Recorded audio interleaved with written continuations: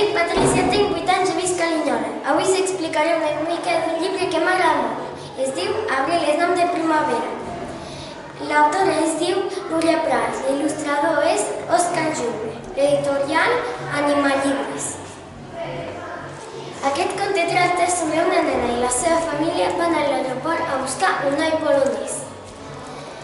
Un dia, quan van vindre de l'escola, van trobar els seus pares amb una carta a la mà. La carta era del noi polonès.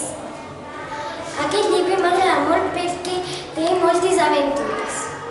És molt divertit i us el recomano a tots. Moltes gràcies per la vostra atenció! L'Òscar Jube dibuixa molt bé. Mireu quines il·lustracions més boniques.